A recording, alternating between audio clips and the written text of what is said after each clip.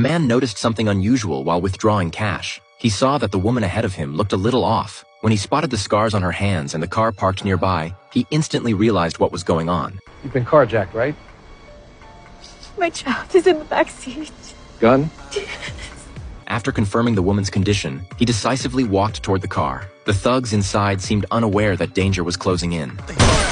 He swiftly neutralized the thugs in the car, then turned back toward the ATM. But the moment he glanced at the receipt, he froze in his tracks. Printed on it was a distress signal from an old comrade.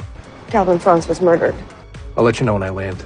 Jack had once been a major in the Marine Corps, but he retired a few years ago. During his service, he had formed a special investigation unit. Franz was one of the men on that team. Although Jack had already left the military as their former leader, there was no way he could ignore Franz's death. So, right after landing from his flight, he went to find his old teammate, Amy. She told Jack what had happened to Franz. About a week earlier, Franz mysteriously disappeared after leaving home. A few days later, the police discovered his body on Mount Kazki. Not only had he been murdered, he had been brutally tortured. By the time he died, he was severely dehydrated, and his stomach was completely empty. Jack suspected that Franz was treated this way because someone wanted the classified information he carried. Amy had also tried contacting the rest of their old squad, but none of their phones were reachable. Jack realized this was far more complicated than it seemed. But right now, his top priority was finding the killers. Just as the two left the restaurant, a man lurking in the shadows made a phone call. Soon after, Jack and Amy arrived at the place where Franz used to work. The room was a complete mess, a clear sign the killers had been searching for something. From the broken leg of a chair, it was obvious they were after something small, maybe even hidden inside the furniture.